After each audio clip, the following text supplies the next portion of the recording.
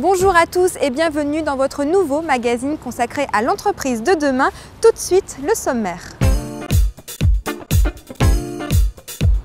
Nous irons à la découverte des nouveaux espaces de travail, du bureau partagé au télétravail. Nous verrons comment les entreprises vont s'organiser pour allier efficacité et optimisation des coûts. Nous irons ensuite à la rencontre d'un chercheur de renom. Il s'agit de Bernard Petre. De l'utilisation de la peau comme surface tactile à la dématérialisation des ordinateurs, nous allons décrypter ces révolutions qui vont transformer votre quotidien au travail. Enfin, nous terminerons par notre boîte à questions. Nous vous avons demandé comment vous imaginez votre entreprise de demain. Réponse à la fin de ce magazine.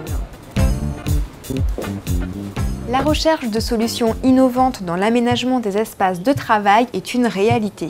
Et c'est le cas, par exemple, de TDE, le pôle énergie et services de Bouygues Construction qui nous a ouvert ses portes aujourd'hui. Cette entreprise a aménagé ses espaces de travail avec un seul leitmotiv, le bien-être de ses salariés et la performance énergétique. Et vous allez voir que ce ne sont pas les seuls à s'être posé la question « Comment seront les nouveaux espaces de travail de demain ?» Voici quelques éléments de réponse dans ce reportage. Penser, étudier, produire, en un mot, travailler, est aujourd'hui possible en tout lieu grâce au développement des technologies de l'information et de la communication. Ajoutez à cela la hausse des coûts immobiliers et nos modes et espaces de travail se trouvent bouleversés. La liaison permanente avec l'entreprise permet la multiplication des postes de travail autonomes et le concept « un employé pour un bureau » est désormais révolu. Les usages font que les surfaces utiles pour les bureaux sont minimisées, donc maintenant on a des trames constructives dans la construction neuve qui sont beaucoup plus étroites que ce que l'on pouvait avoir auparavant. Cet exemple illustre une partie dit open space et qui permet de cloisonner des petits espaces centraux où l'on peut effectivement avoir une activité plus individuelle tout en n'étant pas fermé dans un box de surface minime. Concernant des postes d'accueil public ou clientèle plus ou moins occasionnels, on arrive à avoir une viabilité et une habitabilité qui est donnée par des cloisons transparentes en fait. Ça permet d'avoir une lisibilité de l'ensemble de la surface tout en ayant une isolation phonique et une confidentialité quand même importante.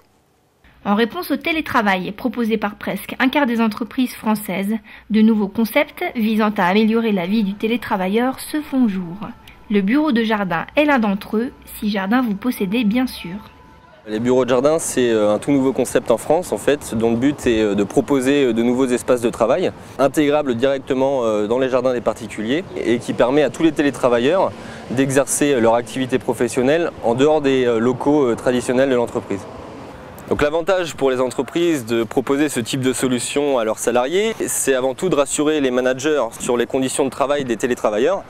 Ils ne vont pas travailler dans leur salon ou dans leur cuisine, ils vont travailler dans un endroit qui est dédié à l'activité professionnelle. Et les études l'ont montré, ils sont plus productifs.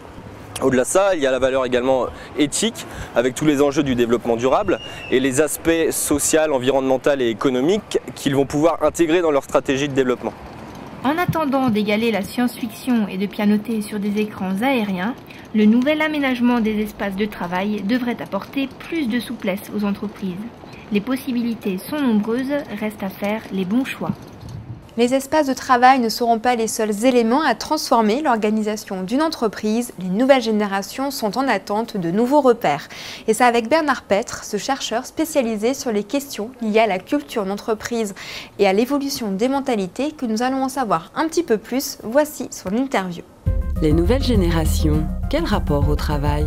On pourrait dire que du point de vue du travail, la chose fondamentale pour les gens qui ont moins de 30 ans aujourd'hui, c'est le sentiment très répandu, évidemment pas chez tout le monde, mais chez une grande majorité, que travailler et s'épanouir sont antinomiques. Donc le travail, c'est une forme, on pourrait dire, d'impôt, de contribution.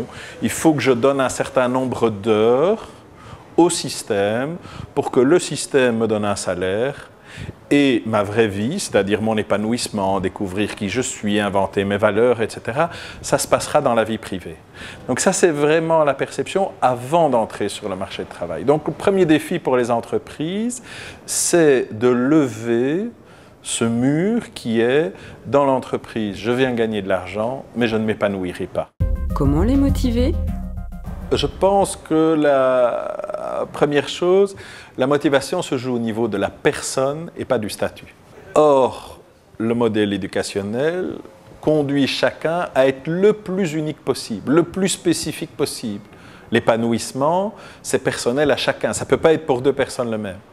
Donc tout ce qui est recette générale ne va pas perdre son utilité, mais va être moins efficace. Deuxième chose, puisque l'épanouissement va de pair avec la spécificité, avec l'unicité, il faudra permettre à chacun de montrer qui il est. Donc permettre à chacun de signer au niveau de la tenue vestimentaire, au niveau de la définition du rôle du chef, au niveau de la rémunération, au niveau des relations. Il faudra clarifier le style de l'entreprise parce qu'on ne pourra plus se reposer sur un modèle qui est celui de toutes les entreprises ou celui de la région ou celui du secteur. Chaque entreprise sera un modèle de management spécifique. Comment les attirer? Les générations d'aujourd'hui grandissent dans un monde où tout est chaotique. Et donc le fait que l'entreprise arrive à définir peu de choses, mais des choses qui sont vraiment garanties, qui ne bougent pas, constituera un gros facteur d'attractivité. Est-ce qu'il y a des choses qu'on peut véritablement garantir, qui tiendront même en cas de vente, même en cas de crise, même en cas de délocalisation? Ça, c'est sans doute un des grands facteurs d'attractivité.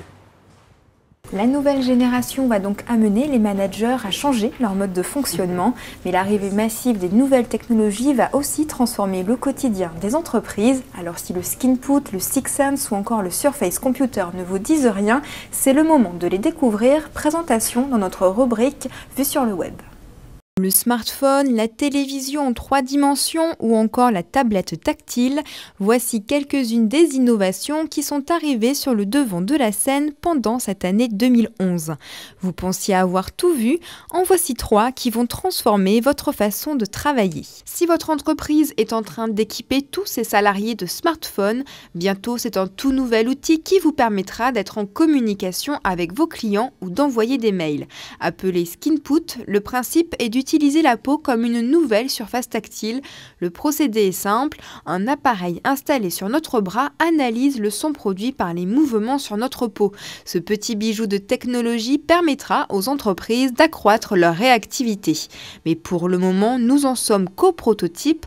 Patience donc avant de pouvoir utiliser cette petite révolution. C'est du côté de la société Pranav Mistry que se trouve notre deuxième invention et elle s'appelle Sixsense. C'est un ordinateur portable qui permet à son utilisateur d'interagir avec lui comme il interagit avec le monde physique qui l'entoure et de façon très intuitive. Celui-ci permet de transformer des objets de l'environnement quotidien en des éléments pour ordinateur dématérialisés et que l'on porte sur soi. Dorénavant, partout où vous irez, vous pourrez réaliser une présentation ou encore rédiger un compte-rendu important. La facilité d'utilisation en convaincra plus d'un. Affaire à suivre. Le Surface Computer est dans une définition simple, un PC piloté entièrement par un écran tactile. Un petit air de déjà-vu, pas tout à fait, car il est composé de 5 caméras infrarouges qui suivent en permanence les doigts des utilisateurs. Il reconnaît les téléphones mobiles et synchronise les contacts, l'agenda, les photos, en bref tout ce qui est à l'intérieur de votre portable. Plusieurs utilisateurs peuvent collaborer et interagir ensemble. Serait-ce le nouveau bureau de demain ? Réponse très prochainement car Microsoft vient de signer plusieurs partenariats commerciaux. Pour plus d'informations sur toutes ces innovations, rendez-vous sur les sites internet des différents créateurs. Ces nouveaux outils vont très bientôt entrer dans votre entreprise, alors bon voyage vers le futur. Comment vous imaginez votre entreprise de demain? C'est la question que nous vous avons posée dans notre boîte à questions et voici vos réponses.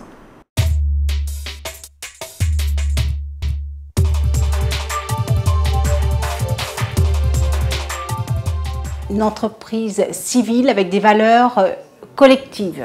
Une certitude, c'est que l'entreprise pyramidale et hiérarchique, je pense que c'est terminé. Et l'entreprise de demain, moi je la vois tourner vers ses salariés. Je l'imagine avec une meilleure intégration des facteurs humains. L'entreprise de demain, pour moi, elle est complètement intégrée dans son territoire, aussi bien sociétal qu'environnemental. Elle devra essentiellement être souple, réactive, s'adapter et privilégier, à mon avis, le capital humain. C'est plutôt une femme Son principal objectif va être de faire grandir ses collaborateurs, et en faisant grandir ses collaborateurs, il va grandir lui-même. Et il devra essentiellement être curieux, ouvert et attentif pour anticiper les évolutions en cours. Le manager de demain, il doit être capable de fidéliser ses salariés. Il doit être participatif et partagé, voilà. Qui essaye aussi de vraiment donner un sens au travail d'équipe, à faire travailler les gens ensemble. Je le vois comme quelqu'un qui a des compétences en psychologie, en technique, en communication. Le progrès, c'est plus faire plus, mais faire mieux. J'ai une réponse assez simple, un maximum de présentiel et un maximum de virtuel. On est de plus en plus autonome, éclaté, mais le développement du télétravail, ce genre de tendance, montre quelques limites. On a besoin aussi aujourd'hui d'avoir des échanges. Je pense que le management de demain, ça va être ce paradoxe à gérer. Ça veut dire qu'on va avoir des outils qui nous permettent de gérer à distance le travail. Et en même temps, je crois qu'on a tous besoin de revenir dans une relation de proximité.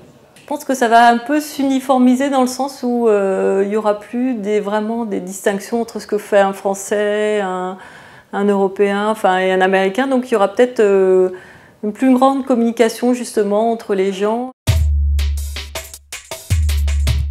Voilà, c'est la fin de notre émission consacrée à l'entreprise de demain.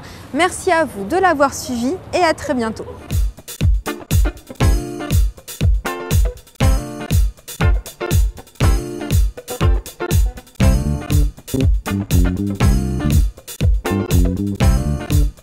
Thank you.